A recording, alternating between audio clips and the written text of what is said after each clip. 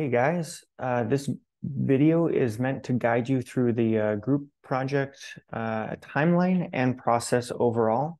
So I'm going to give you guys some tips. So please take notes and pause this video as needed. And if you follow the style, you're definitely more likely to get an A on this project. All right. So I've got all my notes here. So I'm going to break this down into three different parts of this full group project. Part one starts with organizing the groups. Organize the groups, figure out what talents you have and how they'll join together with the project. We already discussed emotional intelligence in past peer review videos if you want to look into that. It's okay if you have challenges and disagree with your team members. Work through your problems professionally and personally. And that's part of learning how to work with groups, is learning how to deal with these challenges. Be polite, critique the work, not the person, and just follow the golden rule. Do unto others as you would have them do unto you. So then we figure out the groups, we figure out our client, someone who's easy to work with, someone that can meet with the professor during week 15 or week 16. All right. And then you're going to get groups in the organization approved by the instructor. At that point, you want to meet with the client. This is an opportunity to treat this experience like a job. You're getting the thing that you're getting paid, the way that you're getting paid here is by producing something for a real life organization. And so you can put that on your CV and your resume, and this is a portfolio piece that you can share. So you want to do a good job. When you meet with the client, you want to ask a lot of questions, first about the website. So the purpose, the brand, the look, the subsections that they should include, that you should include, the goals, the interactivity that they expect. And you want to ask questions about the video. Again, purpose, brand, look, and tone. Important sections of the video. Maybe they want their contact number or email at the end or something like that. Maybe they want a particular argument or particular visual in the video. They might have specific requests. Sorry, my throat is going out here. They might have specific requests on actors, types of actors, voiceover, locations, tone, feeling. And if they don't ask these questions, ask it to them. Many subject matter experts or clients in this specific case will not know what questions to ask you. And because you guys are the professionals and because you guys understand design well, you need to ask these questions to them to see what they're expecting. You don't want to spend a lot of time developing something that they will not like and that you'll have to spend more time redesigning. So ask them all of these questions. And honestly, it's your chance to treat this client like I don't know, like ChatGPT. Like it will give you the answers. In some ways, it's nice to offload that creative output that you would normally have to do of coming up with a tone and a feeling and a theme. And instead, you're just looking at what the client expects of you and what they want out of you, and you're doing your best with the tools that you have to create that. Now, if they do recommend, because they will, something that isn't so great, right? They recommend something that doesn't work with design or style. Maybe they want like a really fast-paced video, but they want it to be sad. And it's like, it's going to be difficult to do, and you can kind of, and you don't want to be impolite, and you don't want to just say, that won't work. You want to listen to them and you want to find really what it is, why they want that. What is the purpose? Because you can always go back to purpose of the video.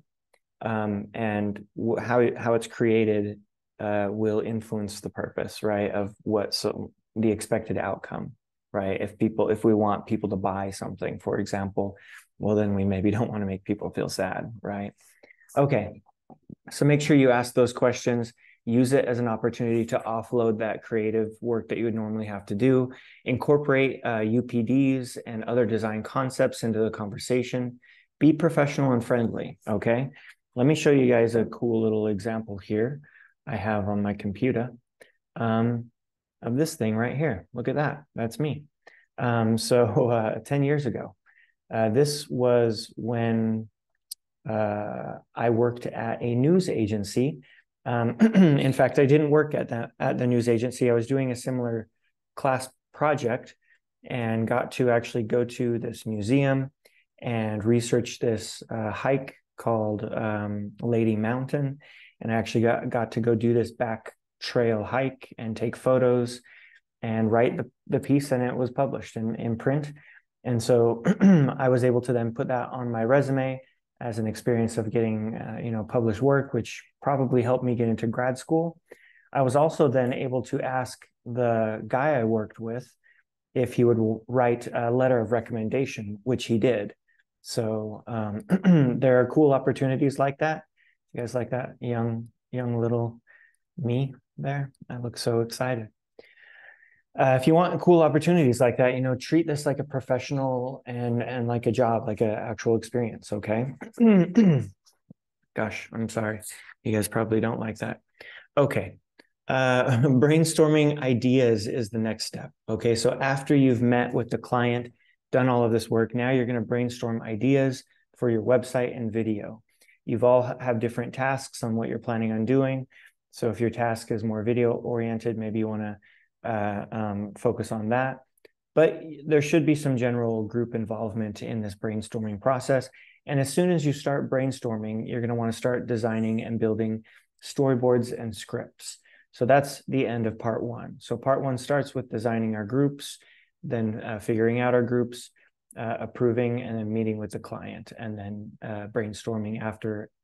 And so part two starts with developing our storyboard and our scripts.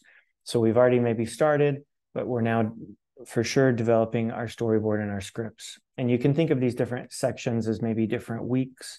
It depends on how the semester is set up at that time. Generally, these are going to be broken up in different weeks. In this part, you want to develop that storyboard and script. And before you start shooting, so you might want to just quickly develop your ideas, shoot it, get it done, and then send off. That's not how this works. You develop your storyboard, your script, and then you meet with the client again and you discuss it with them, right? If you have to, you can meet with them over Zoom, right? If it's meeting face-to-face too often, if it's difficult, you can meet via Zoom. But don't just email your storyboard and say, hey, this is what we're doing. This should be a conversation that you have. You need to persuasively argue for why you've designed it in the way that you have and how it meets the needs of their company and what they asked for. Okay. And at that point, again, you need to go through all of those questions. And first of all, ask them if they have any critiques or have any expected changes or what they like or don't like in the script and storyboard. You could email it to them the night before a meeting if you want them to look at it first. But sometimes it's better to go in without them knowing and to explain it as they have it before them, maybe give it to them at that moment. So you have a chance to argue in favor of it. Sometimes creative ideas might sound a little bit strange without a little bit of argument, okay, and discussion. Get some feedback from both the ideas and script of the website as well as the video, okay? So with the website, it's up to you on how you want to draft your ideas. You could draw it out on paper. You could design something basic in some kind of design program and kind of draw out your ideas. If you have a new Mac, they have that new app, don't they? I forgot what it was called. Let's see. It's called Freeform. Okay, there we are. Anyways, use whatever app to design the website and bring them your ideas. And again, get the feedback and take that feedback into serious consideration. This isn't just a buddy telling you, hey, you could do it this way. This is the people that would normally be paying you, right? And so you want to meet their needs as best you can. It's also going to be part of your grade to meet their needs, okay? So, all right. And then so after you meet with your client, then you're going to be revising the storyboard based off of their feedback, and then you'll begin actually designing the website or actually filming the video, okay? Or the video there. And so that's sort of the end of part two. You may, in one of these parts, meet with your professor, part one, part two, part three. If you do meet with your professor in any one of these parts, just make sure you're bringing the required documents that you're on time, that you take notes, that if you want to talk about group challenges that you're having or challenges with your client, that you've already tried to deal with it on your own, and that when you express these challenges, you maybe also have some plans or some ideas on how to deal with it.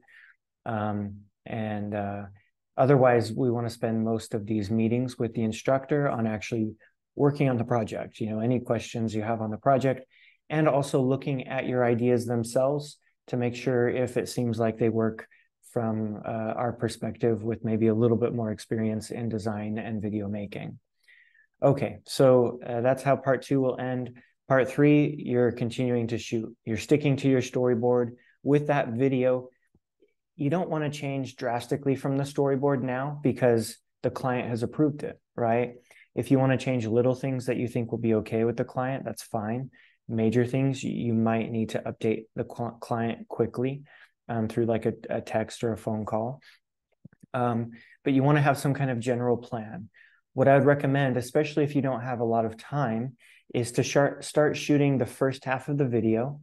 When you get about halfway through, and give those SD cards to your editor, who can then start editing. If you have other SD cards, or get the SD cards back, and then you can finish shooting while the editor has a chance to start editing. That could be helpful. Maybe that won't be helpful. Maybe the editor wants all the footage all at once, but come up with some kind of plan, especially if you're in a tight time frame, on how you can accomplish this by the given deadline. Okay. I would recommend when you're shooting the video to keep the same director of photography, the same editor.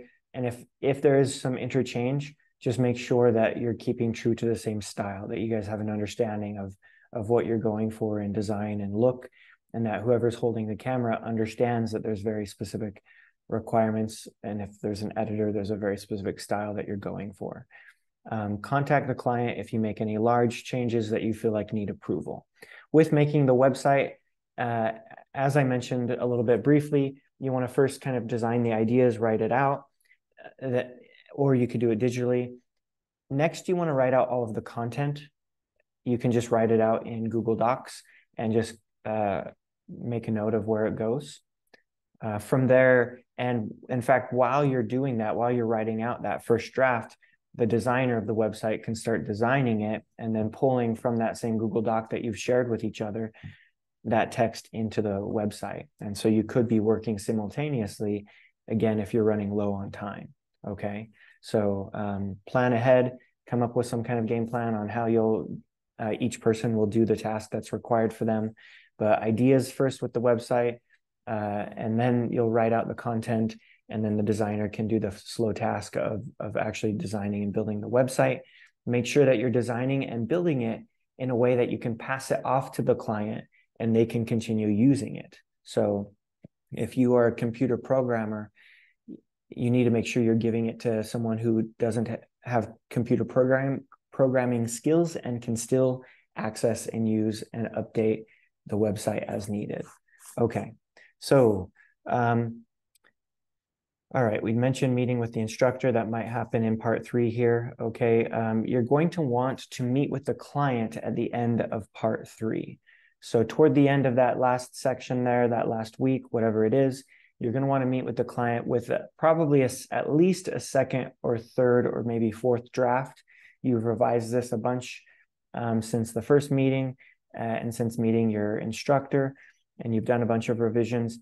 And now this is sort of the best of the drafts, right? And you're going to showcase both the website and the video. And again, like the other previous 2 meetings with the client, you're going to try to get as much feedback out of them as you possibly can. Sometimes you have to work them. Sometimes you have to come with questions. You know where the problems are. You know where the choices are. And again, this is the end of the project. This is the end of part 3. We're almost done. So don't ask them questions that will lead to them asking for major changes in the video. Be realistic, okay? You do need to find ways of going above and beyond if you want an A, of course, but you need to be realistic about what changes you can make at this point if you only have a few days of turnaround. Perhaps with editing, you could make a lot of changes, but with original shooting, maybe less. You may have to redo the complete voiceover again at the end if you've already done one before. Oftentimes, because when you record them at different times, it changes the way it sounds. And so if you want to change just one part, it might be better to just re-record the whole thing at the end. So you might have to plan for that in advance. Okay.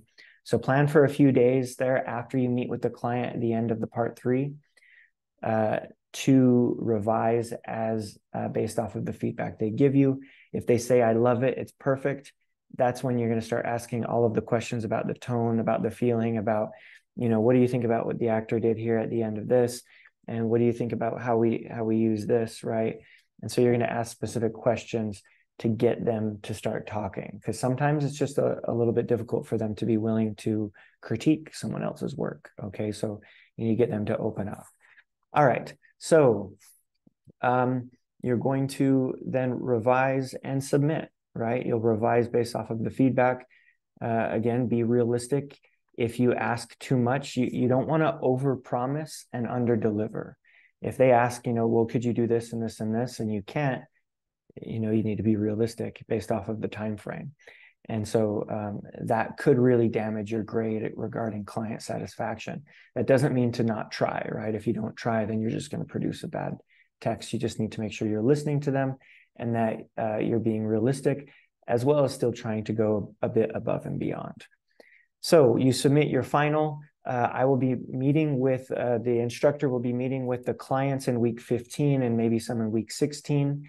You will need to include contact details, preferably a WhatsApp, a Telegram phone number, or an email that I can message or email to set up an appointment with the client to meet via Zoom for 10 to 15 minutes.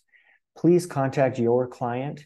In fact, when you meet with your client at part 3 at the end there, make sure to tell your client, that's going to probably be in week 14, that your instructor will be contacting them in week 15 to schedule a meeting, okay? Or maybe even in week 14. So yeah, just make sure your client knows that we're going to be contacting them, that we're going to be asking to meet for 10 to 15 minutes and just asking a few questions. And that this is important for 10% or so of your entire grade. So it's important that we are able to contact and meet with this client. Thanks, guys. Good luck on your final project. Hopefully that information was helpful. This is the timeline that we expect you to follow. This is the way we expect you to work with the client consistently as you have problems, as you have issues, but also as you go through the various storyboards and drafts and final of the document. Once you submit the final to me, you can go ahead and give the website and video over as the final project to them to be completed. And at that point, it's up to them on what they do with that website and with that video. Thanks, guys. We'll talk to you later.